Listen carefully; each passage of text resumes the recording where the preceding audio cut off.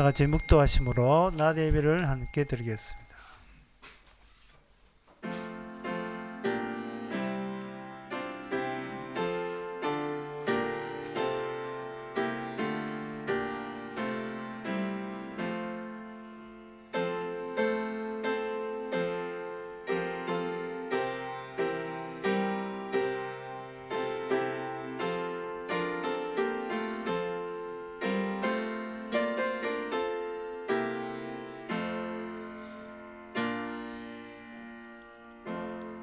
전능하사 천지를 만드신 하나님 아버지를 내가 믿사오며 그 외아들 우리 주 예수 그리스도를 믿사오니 이는 성령으로 잉태하사 동년마리게 나시고 본디의 아들께 고난을 받아사 십자가에 못 박혀 죽으시고 장사한 지 사흘 만에 죽은 자 가운데서 다시 살아나시니 하늘로서 전능하신 하나님 피난자 계시다가 저희로서 산자와 죽은 자를 심판으로 오시리라. 성령을 믿사오며 거룩한 공예와 성도가 수락한 것과 죄를 사하여 주시는 것과 몸이 다시 사는 것과 영원히 사는 것을 믿사옵나이다. 아멘. 사람의 행위가 자기 보기에는 모두 정직하여도 여호와는 심령을 감찰하시느니라. 의와 공평을 행하는 것은 제사 드리는 것보다 여호와께 기쁘게 여기시느니라. 하나님 아버지, 우리 자신의 완벽과 완전을 추구하지만 하나님은 다른 관점에서 우리를 보고 있다는 것을 깨닫게 하옵소서. 우리가 우리를 지키는 것을 하나님을 기쁘게 하는 것이 아니라 도리어 하나님을 슬프게 하는 것을 깨닫게 하여 주시옵소서. 예수님의 이름으로 기도옵나이다. 아멘. 교동문 43번입니다.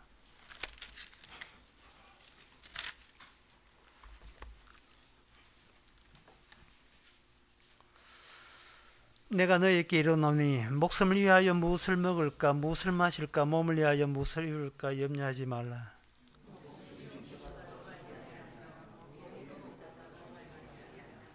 공중의 새를 보라. 심지도 않고 거두지도 않고 창고에 모아 들이지도 아니하되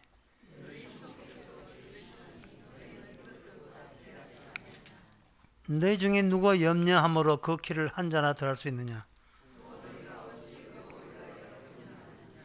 들의 백합화가 어떻게 자라는가 생각하여 보라.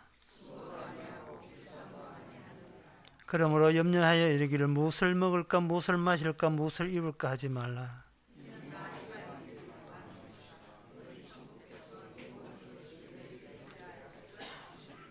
너희는 먼저 그의 나라와 그의 의를 구하라. 아멘. 자리에 앉아서 찬송가 46장 합시다.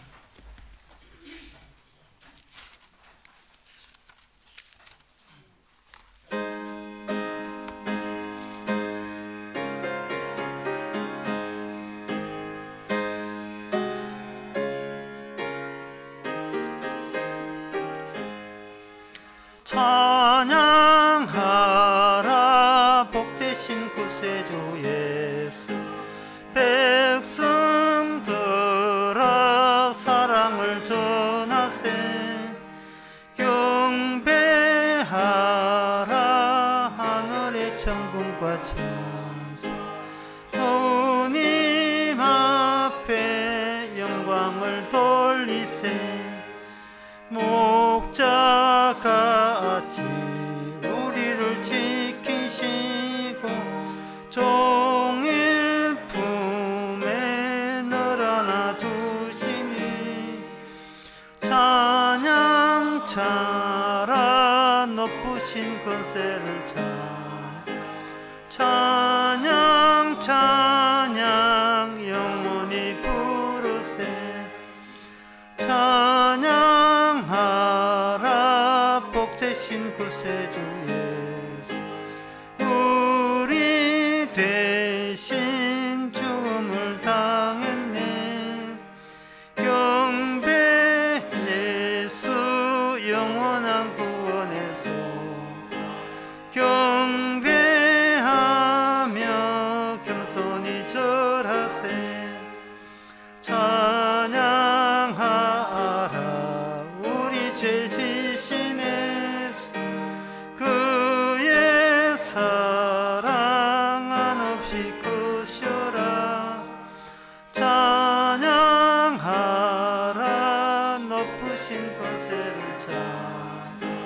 찬양 찬양 영원히 부르세. 찬양하라 복되신 구세주 예수. 천사들아 즐겁게 찬양해. 구주 예수 영원히 다스리시니 멸류관을 주 앞에 드리세. 구주 예수 세상을 이기시고 영광 중에 또다시 오시네. 찬양하라 높으신 권세를 찬양. 찬양 찬양 영원히 부르세. 이 시간 다 함께 기도하실 때 유재성 집사님 기도하시겠습니다.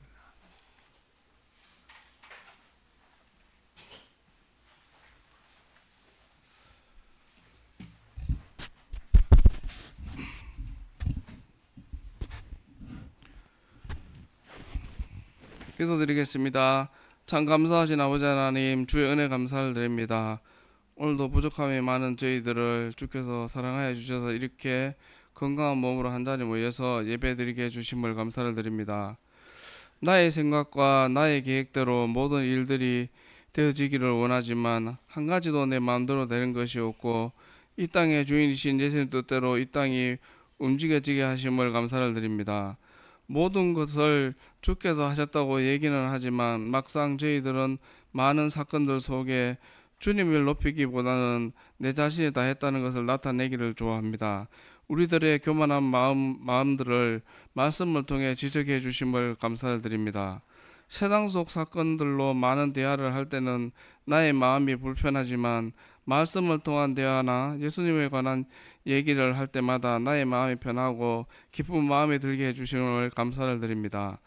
우리들이 이 땅을 살아가며 모든 사건을 통해서 무조건 이기려고 하지만 이긴다고 해서 바꿔지는 것은 아무것도 없는데 왜 이기려고 하는지 이 시간 되돌아보는 시간 되게 하여 주시옵시고 예수님 이름으로 기도드립니다. 아멘.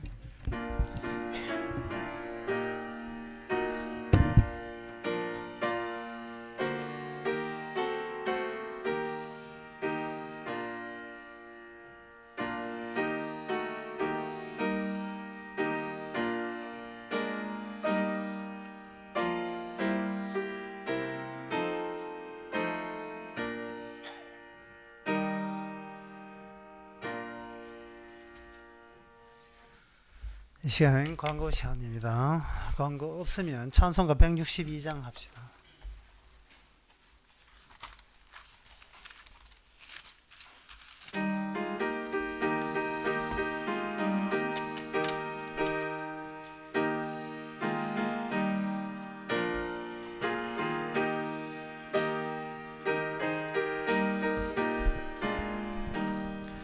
신랑 배수 예수께서 다시 오실 때 밝은 등불 들고 나갈 준비됐느냐. 그날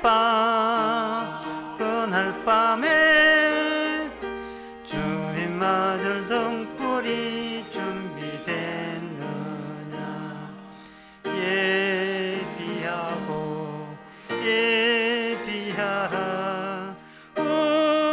신랑 예수 오실 때 밝은 등불 손에 들고 기쁨으로 주를 맞겠네. 주를 나와 맞으라는 소리 들릴 때 기뻐하며 주를 맞이할 수 있는 그날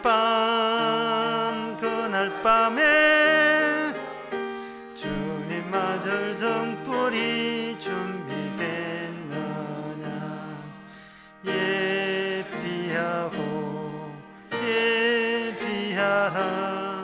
우리 신랑 예수 오실 때 밝은 등불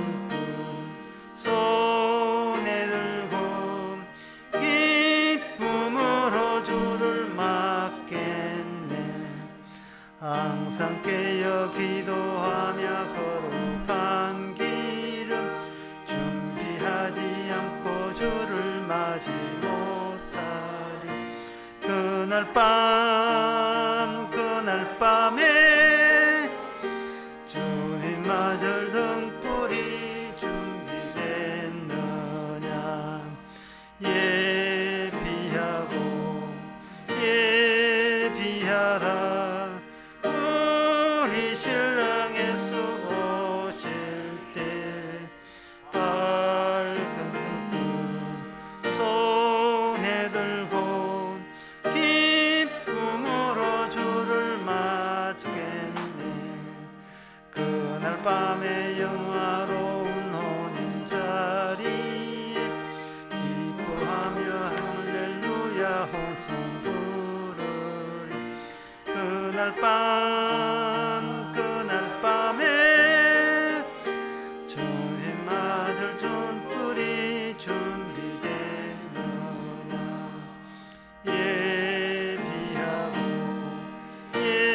예비하라. 우리 신랑 예수 오실 때 달등불 손에 들고 기쁨으로 주를 맞겠네. 하나님의 말씀은 히브리서 12장 18절에서 21절까지입니다. 너희의 이런 곳은 만질만한 불붙는 산과 흑운과 흑암과 폭풍과 나팔 소리와 말하는 소리가 아니라 그 소리를 듣는 자들은 더 말씀하지 아니하시기를 구하였으니 이는 짐승이라도 산에 이르거든 돌로 침을 당하리라 하신 명을 저희가 견디지 못함이라. 그 보이는 바가 이렇듯이 무섭기로 모세도 이르되 내가 심히 두렵고 떨린다 하였으나. 아멘. 그 불붙는 산이 을 통해서 하나님께서 말씀을 주십니다. 그래서 이스라엘이 다른 민족하고 차이 나는 것 중에 하나가 그들은 인간에서 말을 듣는 것이 아니고 하나님의 말씀을 불붙는 산에서 들었다는 그 체험, 그건 집단 체험. 그것을 생생하게 그들은 받게 되었습니다. 그들이 받았던 그 십계명, 그 모든 말씀이 불 속에서 나온 겁니다. 여기 신명기 5장 24절 25절에 보면 말하되 우리가 여호와께서 그 영광과 위엄을 우리에게 보이시며, 그 다음에 나온 말씀이 불 가운데서 나오는 음성을 우리가 들었고, 불 가운데서 나오는 음성이에요. 모든 말씀은. 그 다음에 25절 이제 우리가 죽을 까닭이 무엇이냐. 이 큰 불이 우리를 삼킬 것이고 우리가 우리 하나님 여호와의 음성을 다시 들으면 죽을 것이다. 하나님의 음성을 듣는 순간 우리는 하나님에서 나오는 불을 맞이하는 것이고 이 불로 인하여 우리는 죽게 된다. 26절에 보면 무릇 육신을 가진 자가 우리처럼 사시는 하나님의 음성을 불 가운데 바람을 듣고 생존한 자가 누구리까. 하나님께서 불을 보내고 불 가운데 말씀을 주시는 이유는 그 어떤 인간도 이렇게 불에서 나오는 말씀을 듣고 생존할 자가 없습니다. 모세 같은 경우는 특이한 경우고요. 모세 산에 올라가지 않는 모세 이외의 모든 사람들은 불의 음성을 듣는 순간 그들은 이미 죽었습니다 하는 거예요. 그런데 이미 우리가 불 속에서 나온 음성 말씀을 듣고 죽었습니다라는 말을 한다는 그 자체가 이 죽음 가운데서 살아있다는 뜻이 아니겠습니까? 그렇다면 하나님의 불 속에서 나오는 말씀 없이 산 거하고 불에서 나오는 음성을 들음에도 불구하고 살아있는 거하고 그 살아있다는 그 두 개념이 확연히 차이가 나는 거예요. 뭐지? 우리는 뭐야? 세상 사람들이야 철딱서니 없이 뭣도 모르고 그냥 살아있으니까 살아있는 걸 여기지만, 이스라엘 사람들은 집단적으로 체험한 것은 하나님이 우리를 소멸시키는 하나님 앞에서도 우리가 모세가 하나님의 불 속에 들어갔는데 살아있는 것처럼, 우리가 하나님의 그 불을 받고서도 우리가 살아있으면서 우리는 정말 하나님의 불로 나온 음성을 우리는 온몸으로 체험했다라는 고백을 내뿜으면서 살아있다는 거. 이게 우리 이스라엘의 특이한 점이 아니고 뭐냐 이 말이죠. 실제 신명기 4장 24절에도 여호와는 소멸하시는 불이요 질투하는 하나님이다, 이렇게 이야기되어 있습니다. 그래서 이게 하나님은 소멸하는 불인데, 그 불이 나오는 성격, 취지, 이유가 뭐냐? 하나님은 대단히 분노하고 질투심으로 너희에게 향하여 다가가고 있다는 것을 알리기 위해서 하나님께서는 불로서 자기 자신을 드러내는 겁니다. 하나님께서 불로서 자기를 드러내는 그 근거는 창세기 3장 24절에서 하나님께서 따먹지 말라는 것을 인간이 따먹었거든요. 인간은 도둑놈이죠. 하나님이 이거는 가져가면 안 돼, 이건 따먹으면 안 돼, 루블 박물관의 그 보석을 도둑이 훔쳐가는 것처럼, 이거는 훔쳐가면 도둑놈이야, 내가 가만두지 않을 거야, 끝까지 따라갈 거야 라는 그것을 악마의 꾀에 빠져서 선악과 지식을 따먹었습니다. 주님께서는 그것을, 네가 그걸 따먹어서 너희는 끝났어, 너희는 이제 생명은 없는 거야, 생명이 없다고 하면서 생명나무에서 추방시켰습니다.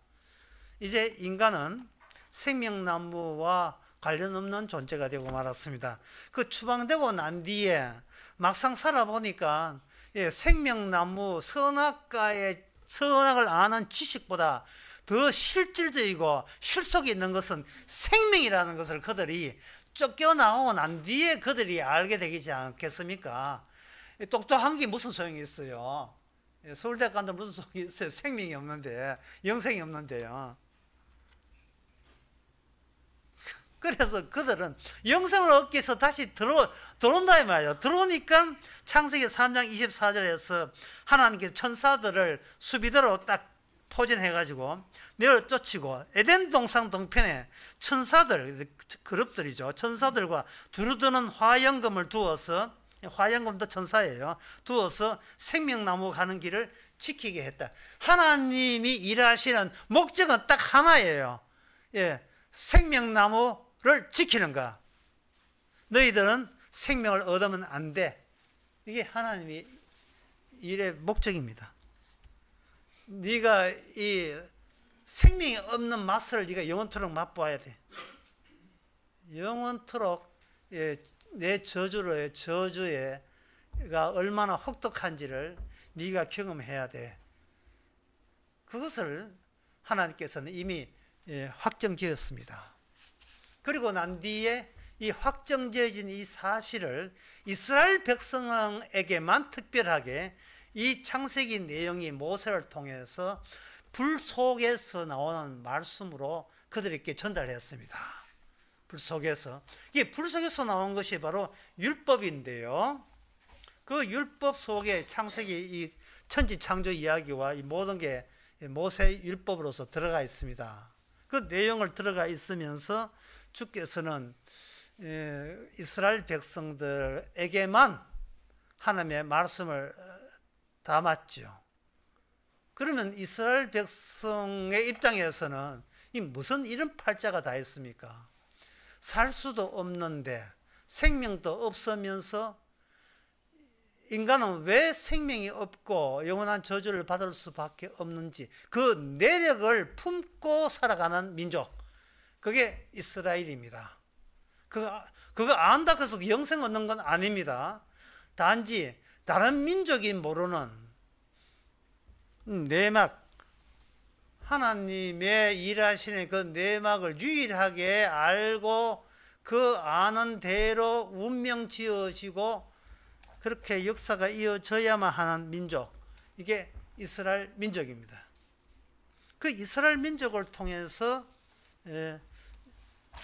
전해지는데, 오늘 본문 다시 히브리서에 돌아와서 보게 되면 히브리서에서 뭐라고 하느냐 하면은 너희가 이런 곳은 만질 만한 불 붙는 산이요, 어두운 곳이에요. 나팔 소리, 마팔 소리, 그거다 이 말. 그런데 그때 있는 나팔 소리의 소리가 아니라 이제는 더 확실한 그 모호한 음성이 아니고 더 확실한 음성으로 이제 너희에게 찾아왔다, 이렇게 이야기했어요. 그 찾아온 내용은 이겁니다. 인간 세계는 이미 바닥에 불로 깔려져 있다. 시내산에서의 용암이 터져서, 화산 터져서 용암이 시내산부터 저 아래쪽 마을까지 흘러 넘치는 것처럼 하나님께서 이스라엘 통해서 드러냈던 그 죽음의 불의 죽음의 말씀이 이스라엘을 경유해서 온 세상에 이미 바닥에 다 깔린 거예요. 다 깔려 있다는 것을 언급하고 있습니다. 지금 히브리서에서. 따라서 우리 인생이라 하는 것은 바닥이 불로 되어 있다는 걸 투명하게 바라보는 그런 유람선 탄 입장에 속합니다. 불로 이렇게 바닥을 보여주기 위해서 옛날에 이스라엘을 택했다면 오늘날 성도를 통해서 이 인간이 세계에 사는 이 바닥 자체가 불로 형성되어 있고 깔려 있다는 것을 우리 입장에서 우리를 가지고 사용하여서 이걸 알려주죠. 그렇게 되게 되면 우리 인간에게 있어서의 더 이상 비밀은 없습니다. 개인적인 비밀, 공적인 비밀은 없습니다. 왜냐하면 모든 것은 다 풀 속에 들어가는 판이기 때문에 그게 유일한 마지막 남은 비밀이지, 그 비밀 앞에 인간적인 소소한 비밀은 비밀도 아니에요. 마을의 노인정, 국가, 그 다음에 교회, 주식, 유치원, 코스트코, 놀이동산, 군대, 학교, 방송국, 비트코인, 주식, 금, 해, 달, 별까지 전부 다 물에, 다 불 속에 다 들어갑니다. 우리 아파트 단지까지 다 불 속에 다 들어가요. 불에 녹아버립니다. 이것을 이스라엘을 통해서 보여주기 위해서 다니엘 세 친구는 불 속에 들어갑니다. 다니엘 세 친구가 불 속에 들어간 이유는 이미 불의 내용을 담고 있는 이스라엘을 뭣도 모르고 바벨론 나라가 이게 덥석 물어버렸어요. 물어버리니까 그들 속에 그들이 삼킨 민족 속에 하나님의 불덩거리가 그 안에 들어있다는 것을 바벨론은, 이 제국은 미처 몰랐어요. 먹으면 먹히는 줄 알고 있다 이 말이죠. 그런데 다니엘 그 3장 20절 24절에 보면 분명히 자신들이 이겼다고 생각해서 자기 마음대로 다루는데 들어가 보니까 그들은 불 속에서 불을 그들이 바벨론 제국에다가 그걸 인간이 알고 있는 현실, 그게 전부가 아니라 그 안에 비밀이 있는데 그 비밀은 바닥인데 그 바닥에 불로 깔려 있다는 사실을 다니엘 세 친구를 통해서 알려줍니다. 쉽게 하면 이래요. 그 이슬람 사람들이, 그 무슬림들이 제일 싫어하는 우리나라의 임금이 누구냐면 세종대왕이에요. 세종대왕이 왜 싫어하느냐 하면 세종대왕 때 우리나라 그 나의 조선시대에 왔던 무슬림들의 그 복장하고 그 금요일마다 기도하고 또 예배 드리는 것을 세종대왕이 전부 다 오랑캐족의 풍습은 용납하지 않는다 해가 전부 다 완전히 말살했어요. 그게 뭐냐? 왕이에요. 왕은 그렇게 하는 거예요. 바벨론 제국의 느부갓네살이 유대교, 여호와, 아이고 전부 다 말살시켰습니다. 종교, 그 똑똑한 사람들은 이렇게 공무원 시키지만 전부 다 말살시켰어요. 그 종교 못하게 했습니다. 종교는 못하게 했는데 종교를 걷어내니까 그 안에 뭐가 되냐면 다니엘 세 친구처럼 불이 인간의 세상 그 바닥에 불로 깔려 있다는 거. 불 위에서 인간 세계의 역사는 흐르고 있다는 사실을 그 다니엘 세 친구를 통해서 비로소 그들은 알게 된 겁니다. 왕이 느부갓네살 왕이 깜짝 놀랐지요. 느부갓네살 왕은 뭐냐면 인류가 끝나는 모든 제국의 제일 시발점이에요. 느부갓네살이 신상을 만들었는데 그 바벨론, 바사, 그 다음에 헬란 메카토니아, 헬라나라, 그 다음에 마지막 로마나라 이렇게 네 근으로 지층화되어 있는 세계의 역사가 그 시점에 바벨론이에요. 바벨론 느부갓네살이 신상을 만들었는데 신상은 둘이 세 개가 아니고 딱 하나로 시작해서 하나로 끝나버립니다. 마지막 신상의 끝은 어디서 예수 그리스도의 복음을 위하여 신상은 이 땅에서 완전히 가루가 되고 무너지게 돼 있어요. 모든 것은 무너지지만 이스라엘의 그 다니엘 세 친구가 보여주는 하나님의 말씀의 내막은 끝까지 갑니다. 끝까지 계속 가요.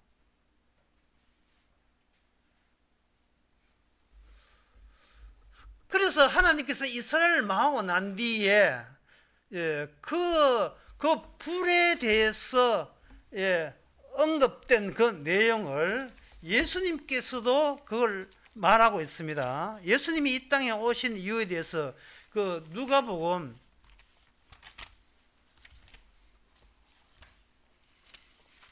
12장 45절인가? 예. 누가복음 12장 49절에 보면 예수님께서 자기 오신 목적을 밝히고 있습니다. 내가 불을 땅에 던지러 왔다. 내가 불을 땅에 던지러 왔다. 불 붙이러 왔다. 내가 땅에 불을 던지러 왔노니 이 불이 이미 붙었으면 내가 무엇을 원하려? 지금 내가 불 붙는 작업을 내가 개시를 했는데 아직 멀었다는 계속해서 내가 끝까지 불을 몽땅 다 불사질러 버리겠다는 거예요. 주님께서 이렇게 이 세상에 불을 사질르기 위해서, 그러니까 사진다는 말은 신의 산 그 현장을 전 세상으로 확산시키겠다 이 뜻입니다. 하나님과 인간이 유일하게 만나는 것은 불 가운데 만났는데 불 가운데서 주께서는 말씀을 주셨고 그 말씀이 이 땅에 말씀이 전하면서 이 땅은 점점 더 불바다가 되어 간다 이 말이죠. 이제 그 신의 산 현장을 주님께서는 저 모든 세계에 말씀을 있는 그곳에 신의 산 현장으로 만들겠다는 게 오늘 히브리서 12장이거든요. 우리가 본문을 이야기하고 있습니다. 예수님께서 그렇게 불을 던지러 왔다는 그 자신의 사명은 이미 하나님께서 모세에게도 그렇게 언급을 하셨어요. 출애굽기 3장 2절에서 5절에 보면 모세가 하나님 만나는 그 접점, 인간이 하나님을 만날 때 어떻게 만나는가 그 접점을 하나님께서는 불 가운데 만났습니다. 그게 떨기나무 이야기예요. 여기서 이 떨기나무에서 하나님께서, 다시 말씀드리겠습니다. 하나님께서 불로 나타나면 인간은 거기 타 죽습니다. 인간은 타 죽어요. 창세기 3장 이상 그 두루도는 화염금 때문에 정령 죽으리라 한 대상은 불 가운데 완전 죽어버려요. 죽이는데도 불구하고 상대가 죽는 걸 알면서도 주님이 찾아왔다는 것은 그 불과 그 하나의 완전한 불과 그리고 생명 사이에 중간 형태를 취하기 위해서 그렇습니다. 그 중간 형태가 뭐냐? 숯이에요. 숯. 하나님께서 모세를 숯불로 만들어요. 여기서 숯과 재의 차이를 알아야 됩니다. 재는 완전 연소가 되어서 재에다가 불 붙여도 불은 안 붙어요. 근데 숯은 완전 타다 말았어요. 의도적으로. 참나무 같은 것으로 숯을 제조하는데 그 숯은 타다마다는 말은 그 불을 지르면서 불을 숯 안에 집어넣는 방식을 하나님이 사용하십니다. 그리고 그것이 숯이 돼요. 하나님의 말씀이 들어있는 것은 하나님이 만드시는 불이 들어있는 숯이 되는데, 그 숯이 되는 존재는 어디에 가도 주께서 다루시고 가게 되게 되면 그들이 말씀을 전하면 그 안에서 뭐가 나오냐 하면 하나님이 집어넣은 불이 나오는 그러한 기능을 갖고 있어요. 떨기나무가 있는데 떨기나무가 이상하게 불이 붙었는데 타지를 않았어요. 연소가 되지 않는다. 그래서 모세도 어리둥절해가지고 뭐지 이렇게 이야기할 때 하나님의 뜻은 이겁니다. 야 모세야, 뭐가 보이냐? 떨기나무입니다. 네가 앞으로 떨기나무 해. 네가 해. 신발 벗어. 신발을 벗는다는 것은 개인적으로 신발을, 이 자리는 거룩한 자는 이 신발 벗어라. 신발 벗는다는 것은 그 자리가 네가 딛는 자리를 네가 이제 결정 못하고 주님이 자리를 결정하는 거예요. 주님이 자리를 결정해버리고 그 결정에서 주님이 집어넣은 그 숯불대기를 드러내는 자리로서 모세는 이제 다루어집니다.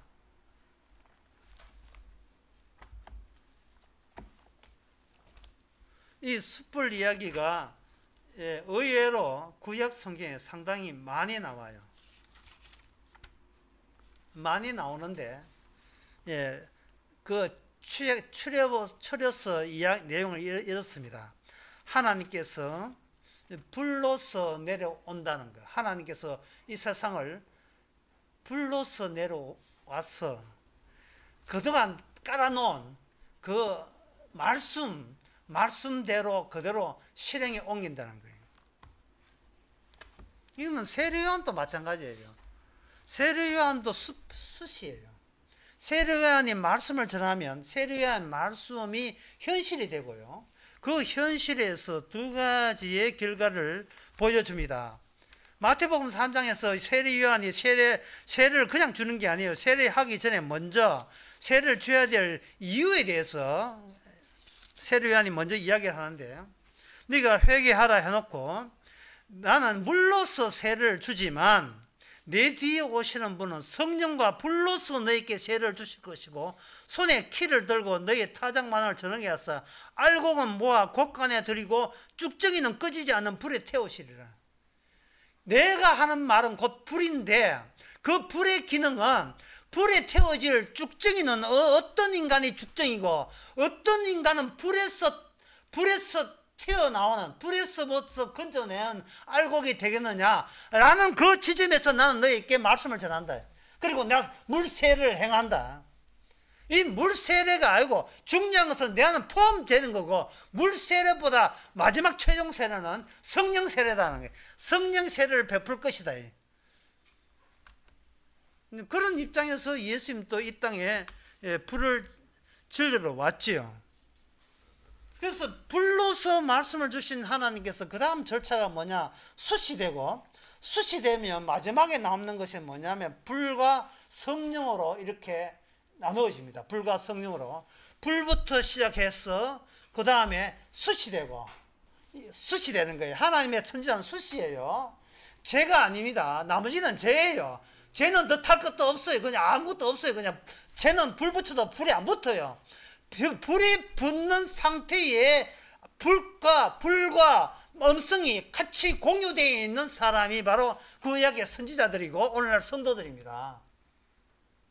하나님께서 우리를 죽여도 괜찮아요. 그런데 말씀을 줬는 이상은 이제는 불을 합류하는 숯이 되어야 됩니다.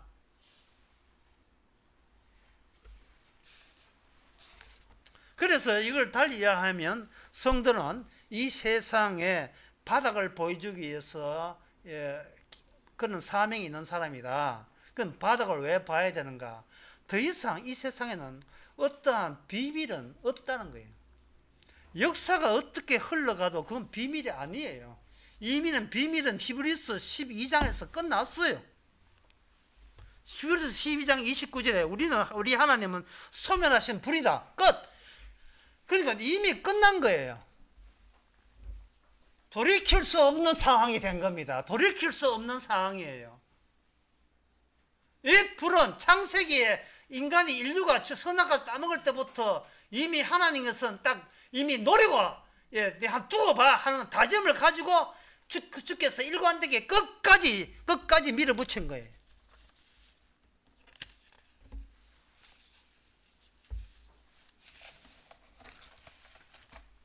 돌이킬 수 없는 상황이다. 돌이킬 수 없는 상황. 자, 그렇다면 예수님께서 이제 하실 일은 불을 지프러 왔잖아요. 불을 지프러 왔으면 예수님이 하시는 일은 뭐냐? 예수님이 자신의 수세 은영이니까 나처럼 이렇게 불과 말씀을 같이 있으면서 그 기능을 다 할 수 있는 남아있는 숯 같은 사람, 성도죠. 숯 같은 자를 만드는 작업을 주께서 해내십니다. 해내시기 위해서 주님께서는 초청장을 우리에게 보내죠. 이 초청장을 보내면 사람들은 갈게 네 가지 타입이 있어요. 첫째는 뭐냐? 주님 앞에 가겠습니다. 갈게 있어요. 두 번째가 뭐냐? 나 안 갈래. 내 소를 키우고 내 장가 가야 되고 내 밭을 사니까 안 갈래. 세 번째가 뭐냐면 초청 받은 적이 없는 타입. 한 번도 주님부터 오라는 소리를 들은 적이 없는 거. 1번, 2번, 3번 갈게 1번, 2번, 3번 다 소용없어요. 네 번째가 중요합니다. 모세처럼 갔다가 다시 오는 거. 갔다가 다시 오는 거. 만약에 우리가 주님 초청 받았다. 가겠습니다. 주님 여기 왔습니다. 안 돼요. 이거 안 됩니다. 이거는 숫 아닙니다. 이거는 하나님의 성도 아니에요. 갔다가 다시 와야 돼요. 왜냐하면 모세가 이게 오늘 보면 모세 이야기 아닙니까? 모세 산 위에 올라가는 이야기, 시내산 올라가는 이야기. 모세가 다시 내려갈 때는 올라갈 때는 존재로 내가 여기 있다 존재로 올라가다가 내려올 때는 존재의 흔적으로 내려가요. 나는 이미 죽었는데 다시 주님의 필요에 따라서 내가 살던 대로 다시 오는 거예요.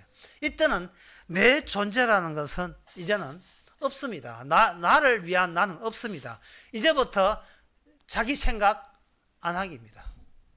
자기 생각 안 하기.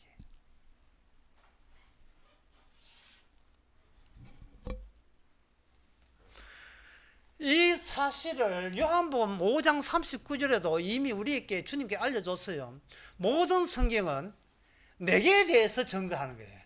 예수님은 너에 대해서 증거하는 게 아니고 우리는 존재가 없어요. 이미 죽었기 때문에 나에 대해서 증거하는 것이 아니고 예수님 자신에 대해서 증거하는 거예요. 십자가는 십자가만을 증거해요. 우리 좋아라고 십자가를 증거하지 않습니다.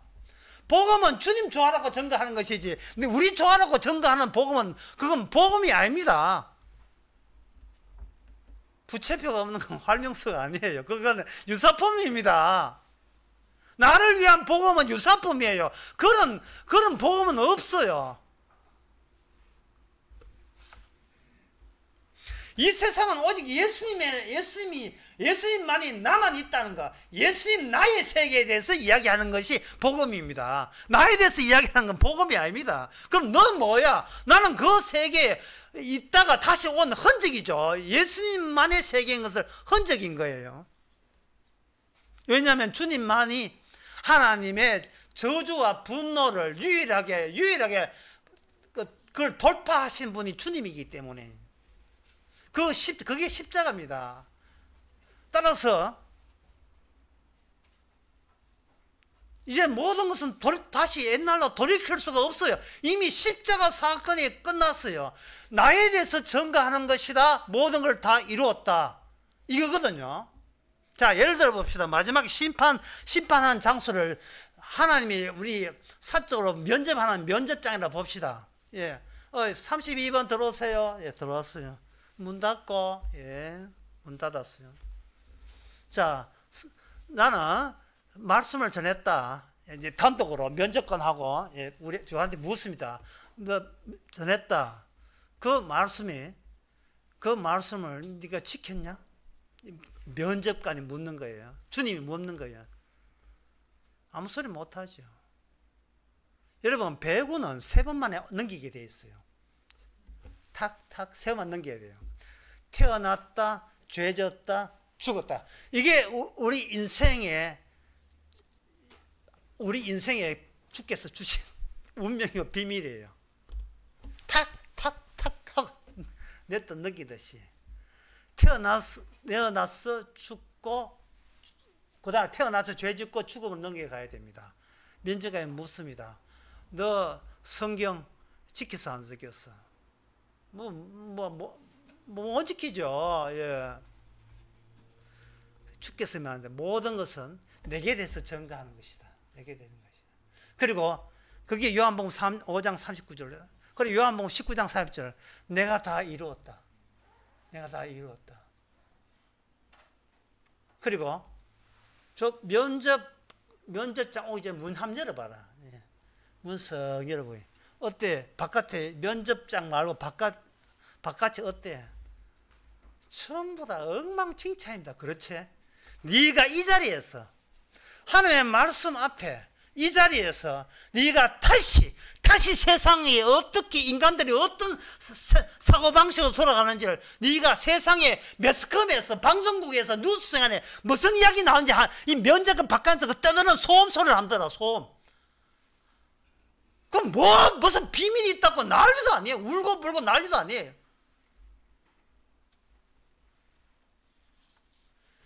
저게 바로 저주야. 그리고 네가 이 자리가 이게 바로 천국이고 이게 영원한 복락이야.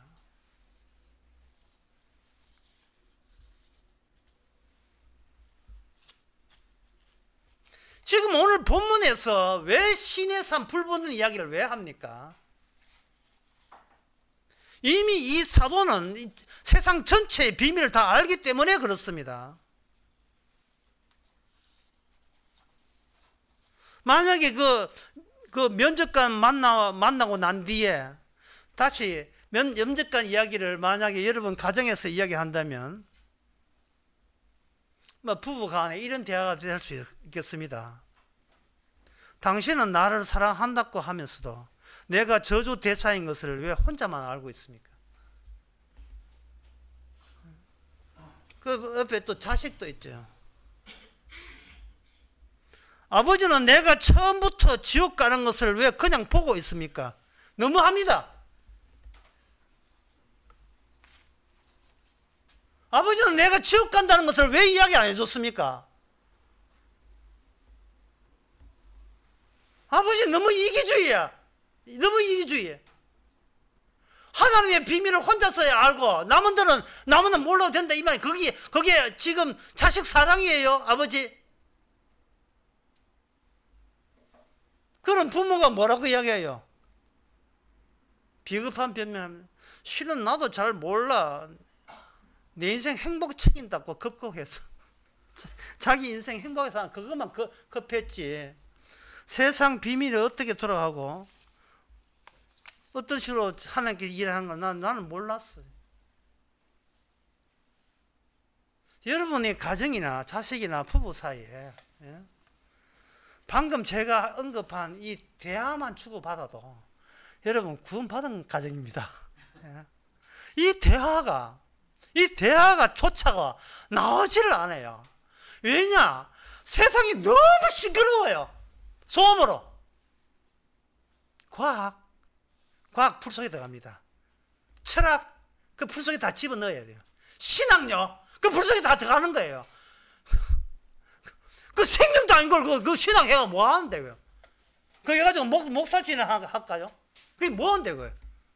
그게 생명입니까?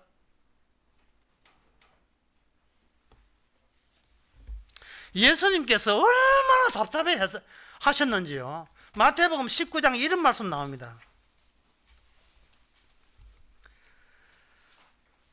내가 진실로 너에게 이르노니 부자가 천국 가는 것이 얼마나 어려운지 낙타가 바늘기로 들어가는 것이 부자가 하늘나라 가는 것보다 천국 가는 것보다 더 어렵다. 더 쉽다. 예. 낙타가 바늘기로 들어가는 것이 부자가 천국 가는 것보다 더 쉽다 했어요. 주님께서 무슨 취지로 이런 말씀을 하시는 거예요? 막혀 있다는 거예요. 막혀 있다. 막혀 있다는 거예요.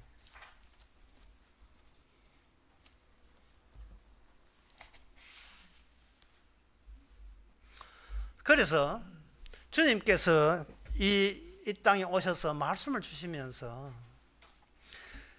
막혀 있어요. 뭔가요? 갈 수가 없어요. 그 인간 구원은 없어요. 인간에겐 천국이 없습니다. 왜냐하면 저들의 동네가 너무 시끄러웠어. 마귀가 하는 이야기가 너무 시끄러운 거예요.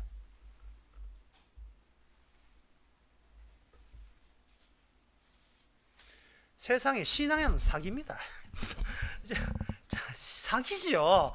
내가 존재한다는 자체가 그냥 있는 게 사기꾼으로 태어난 거예요. 사기꾼으로 태어난 인간이 구원받기 위해서 그 신앙을 간다. 그 신앙은 사기 아닙니까? 사기거든요. 주님의 방식을 한번 들어보세요. 주님의 방식은 아버지로부터 보냄을 받은 입장에서도 아버지한테 버림받았어요. 왜? 그 저주받았기 때문에. 갈라디아서 5장 3장에 나와요. 아버지와 아들의 관계는 저주받은 관계예요. 주께서 겟세마네에서는 아주 탄식을 했어요. 어떻게 좀 저주 안 받는 방법으로 아버지께 도로 돌아가는 방법 없겠습니까? 이게 거절당해요. 주님은 그한 탄식이 요한복음 11장에도 그대로 솔직하게 고백을 했습니다. 그때 주님께서 너무 답답해서 우셨어요. 요한복음 11장 33절에 예수께서 마리아 마르다 가족이 우는 걸 보고 또 함께한 유대인들도 우는 걸 보고 심령이 통분히 여겼어. 예, 통분히 너무 가슴 아파서 민망하사 여기서 가라사대 그를 어디에 두었느냐 가라되 주여 여기 보옵소서 하니 예수께서 눈물을 흘리시더라. 예수께서 눈물을 흘리는 이유가요, 인간이라는 것은 인간이라는 것이 없잖아요. 인간에 나가 없어요. 나가 없으면 인간은 자리도 없어요. 자리라는 것은 예수님께서 새롭게 배정을 해줘야 그때 자리가 영생의 자리가 확립되는 거예요.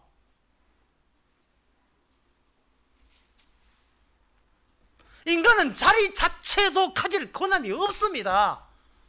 인간의 자리는 그 죄예요. 그죠? 죽음의 자리인데 무슨 자리가 있어? 죽은 자를 위한 자리가 어디 있어요?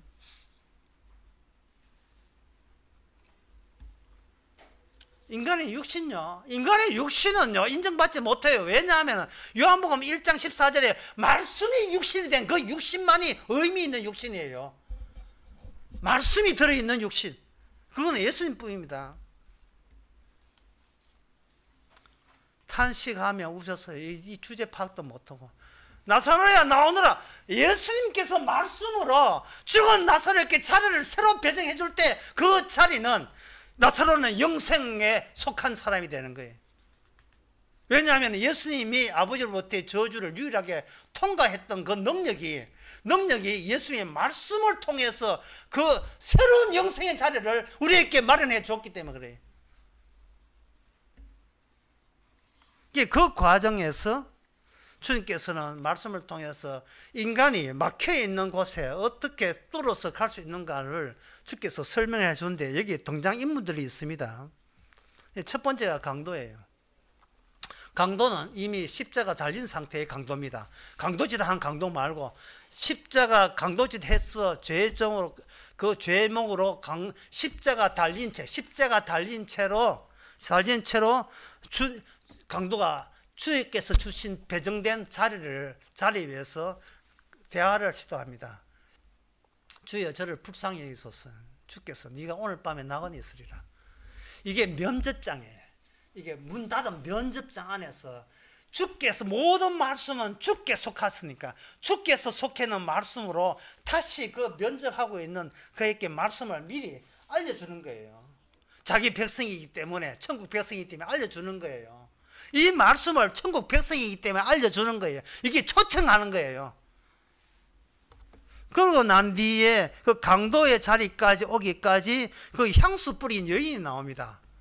울면서 자신의 모든 것을, 모든 재산을 전부 다 주님 발 앞에 다 던지면서 주여 나는 죄인입니다 하고 가슴 치는 여자, 그 여자를 보고 주께서는 쟤는 사랑을 너무 많이 받았어, 사랑이라는 자리를 배정해 줬다는 그 결과를 내가 바로 내가 살아온 자리는 죄인의 자리입니다 하는 것을 고백하는 거예요.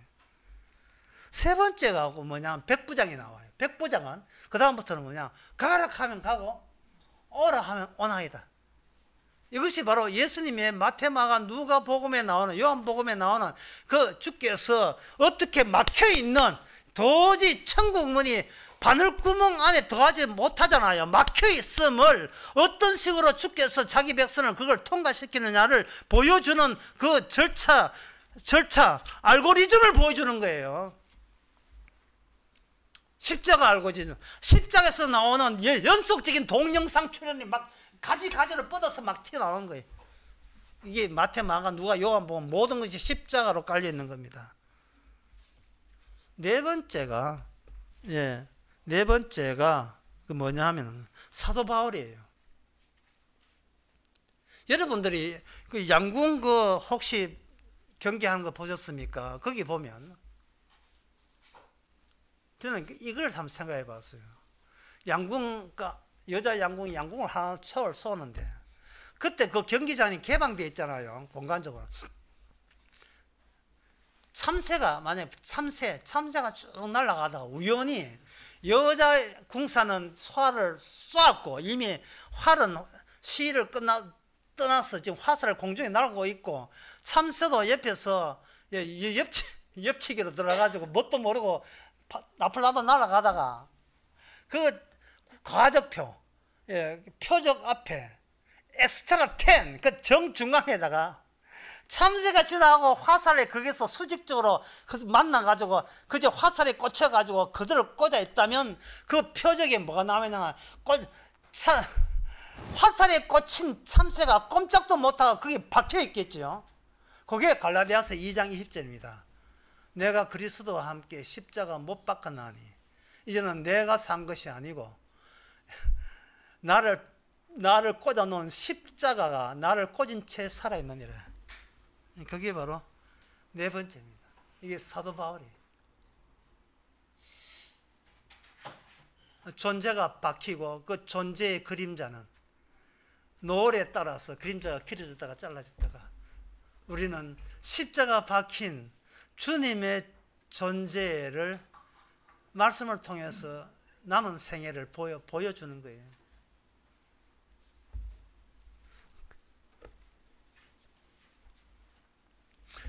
그렇게 박힐 때에, 만약에 제가 이런 이야기 하면 어떤 사람은 그렇게 십자가의 화살에 박혀버리면 나만 손해가 아니냐, 뭐 이렇게 궁지렁거리는 사람도 있을 거예요.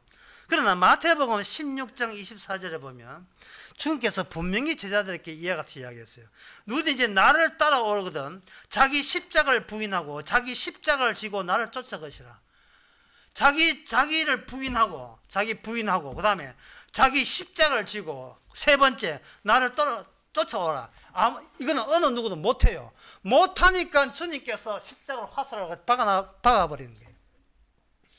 박아버리면 주께서 우리한테 묻는 거예요. 우리에게 이제 이야기 설명해 주는 거예요. 내가 분명히 마태복음 24장에서 분명히 이렇게 된다 했지? 너 못했지? 나 되잖아. 나 말씀으로 너를 이렇게 만들어 줬잖아. 갖고 말씀 안에서 그 성도와 주님을 같이 만나는 거예요. 같이 만나는 거예요. 그 만나면 어떻게 되는가? 마지막에 다섯 번째, 요한계시록 11장 8절 9절 11장 8절 9절. 저희 시체가 큰 성길에 있으니 그 성은 영적으로 하면 소돔이라 하고 애굽이라 하니 곧 저희 주께서 십자가에 못 박으신 곳이라. 이게 무슨 말이냐 하면은,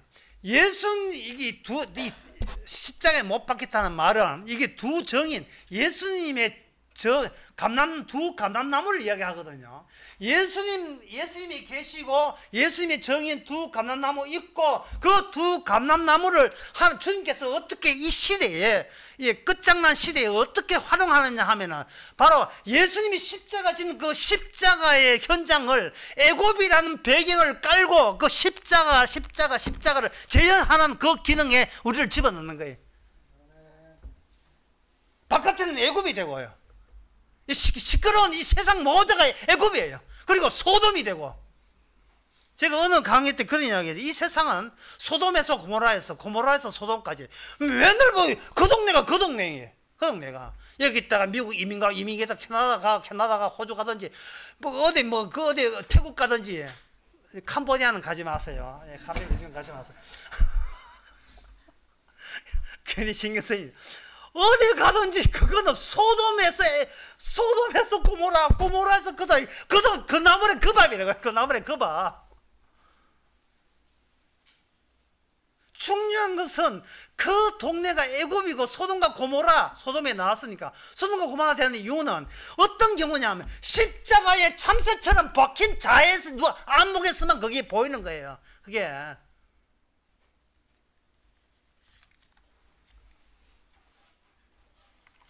자, 이런 모든 사실을, 방금 쭉 이야기한 이 모든 사실이 고린도 후서 3장으로 사도 바울이 정리를 해놨어요.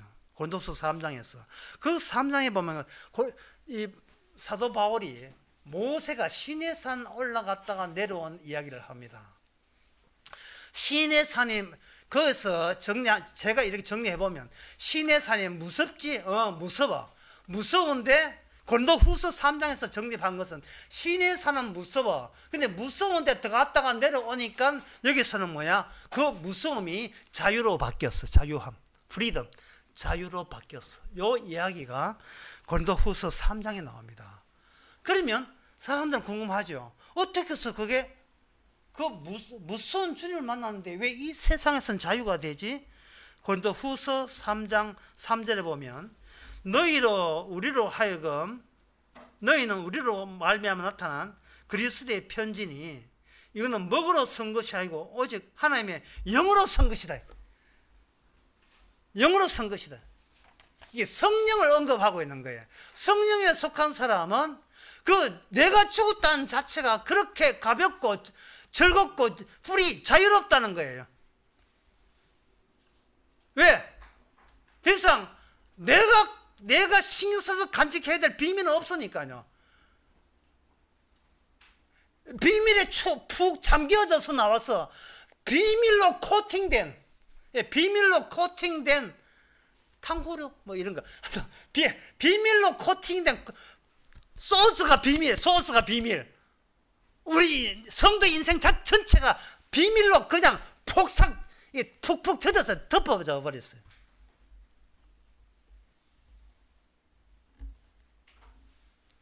불 처리되어 있으니까요.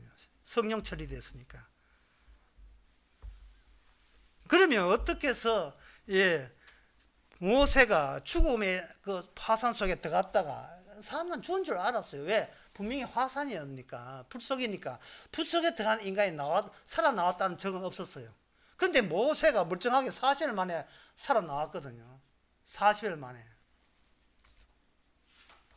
그 40일 내리기에 대해서 고린도 후서 3장에서는 설명으로 설명합니다. 성령으로 설명하는데, 그 설명을 드리기 전에 먼저 한 기절을 보고 제가 말씀드리고 설명 이어가겠습니다.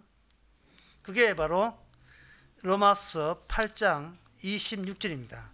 이와 같이 성령도 우리의 연약함을 도우시나니 우리가 마땅히 빌 바를 알지 못하나 오직 성령이 말할 수 없는 탄식이로, 성령이 우리에게 찾아올 때 말할 수 없는 탄식으로 친히 간구한다.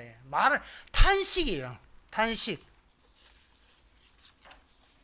탄식은 뭐냐 하면 일종의 절규 같은 거예요. 아이고 답답해라. 그래 생각하는 것이 그 영적으로 생각 못해? 그렇게 영적으로 생각 안 돼? 그 면접장 바깥에 전부 다 그거는 시끄러워서 인간 말 같지도 않은 것들을 왔다 갔다 해. 말 같지도 않은. 이건희가 어떻고 걔 어떻고 못해 해가지고 우크라이나 전쟁부터 해가지고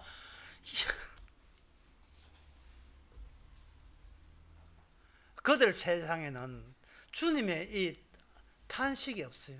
주님의 아픔이, 아버지께 버림받은 저주받은 아픔이 그들 세계에 없습니다. 왜 이 세상에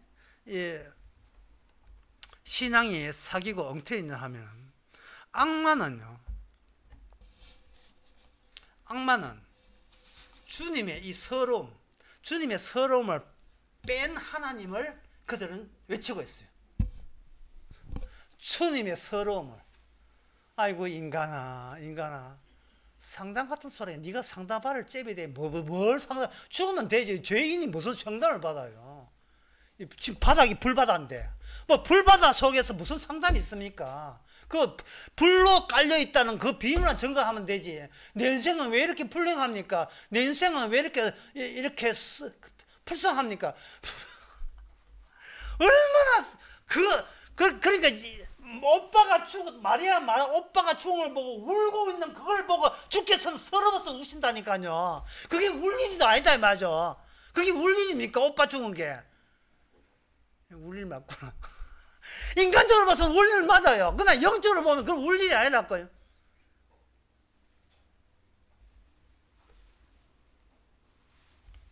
말씀은 우리를 찔러 쪼갠다 하잖아요. 우리 성령이 임했다 하는 것은 주님의 그 절규가 우리 속에 세미한 떨림으로 우리에게 전달되었다 이 말입니다. 예수님께서 성령으로 죽으실 때 성령의 떨림으로 예수님께 오므로써 예수님은 내 영혼을 받아 주옵소서가 성립 때 그게 가능했던 거예요. 성령 때문에. 말씀이 오게 되면 절규적이죠. 가슴에 대인 것처럼, 눈물에 베인 것처럼 지워지지 않는 상처가 괴롭다. 임재범의 그 낙이 난 가사에 보면 이게 나와요. 내가 사는 것인지 세상이 나를 버린 것인지 하루가 1년처럼 길구나 이런 거예요. 이 노래는 주로 이제 개걸스럽게 음식 먹을 때, 이 짐승다행기 할 때 배경음악으로 이쪽에 나와요. 가슴에 대인 것처럼, 눈물에 베인 것처럼. 주께서는 주님의 이 상처를 가지고 우리를 베어버림으로써 우리로 하여금 자유케 해요. 육적으로 매이는 우리를 영적으로 전환시킨다 이 말이에요. 그 방법을 뭐냐? 방법이 모세가 내려오는데 모세의 영적 경험한 세계와 면접장 옆에 있는 그 육적인 더러운 악마가 통솔하고 있는 악마의 하수인 격을 하고 있는 그거 볼 때 너무나 차이 나는 거예요. 시답지 않는 거 가지고 고민하고 걱정하고 불안하고 두려워하는 거. 그냥 공 한 번, 두 번, 세 번 공 넘기면 되잖아요. 배구 게임에서. 안 자기를 쥐고 있어요. 자기가 넘겨주면 되는데 자기 것도 아닌 게 반항을 못해요. 그래서 모세가 말씀을 전해야 되는데 불러서 나온 말씀이 감당이 안 되잖아요.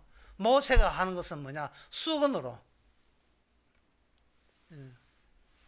자기 얼굴을 가립니다. 그게 신강타월인지 그 무슨 타월인지 모르겠습니다만 수건으로 얼굴을 가려요. 수건으로 얼굴을 가렸어. 내 얼굴 보이냐 안 보이냐? 처음에는 얼굴 너무 무서워서 못 보겠어. 얼굴이 빛이 나는 것 같아요 하다가 자 수건을 딱 가렸습니다. 얼굴 보이나 안 보이나? 이제는 살만합니다. 살만하지. 이제 말씀 전한다 하고 수건을 가려서 말씀 전해서 그 불에서는 말씀을 듣고도 말씀 듣는 백성들이 모세 앞에서 안 죽고 살아있는 것처럼 예수님께서 수건으로 우리를 가려서 예수님의 성령께서 우리에게 전하니까 비록 우선 말씀은 말씀대로 우리 안에 숯불로서 우리 안에 들어오고 우리는 이 땅에서 이미 못에 박힌 화살에 박힌 참새처럼 더 이상 나에게 매이지 않는 나이께 매지 않는 사람으로서 이 땅에 다시 이 세상을 방문해서 주께서 남은 사명을 감당할 수 있도록 그렇게 주시고 계시는 겁니다. 이게 영적 사람이에요.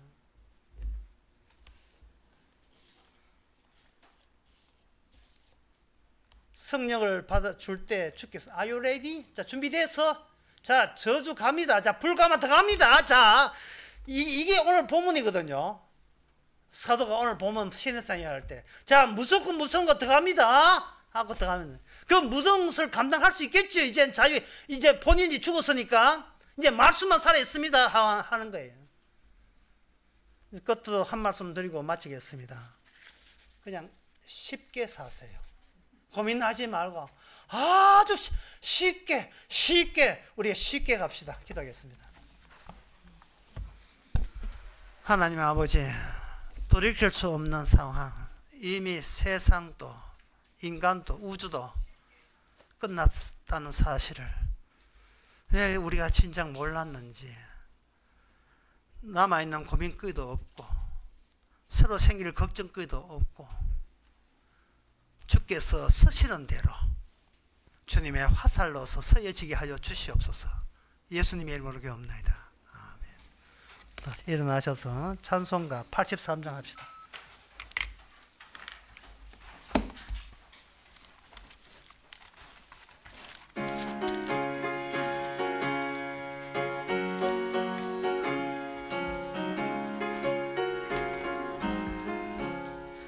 나의 맘에 수승구름 가득하게 덮이고 슬픈 눈물 속 철없이 흐를 때 인자하고 부드러운 음성으로 부르사 나를 위로하리 누가 있을까.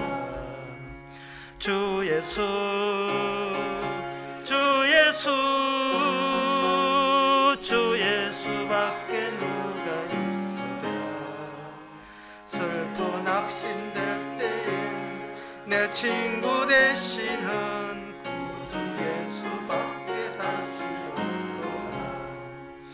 무거운 짐에 지고 인생 길을 가는 자, 힘이 없어 쓰러지려 할 때에 능력 있는 팔을 펴서 나의 손을 붙들어 나를 구해주리 누가 있을까. 주 예수 주 예수 주 예수밖에 누가 있으랴. 슬픈 낙심될 때에 내 친구 되시는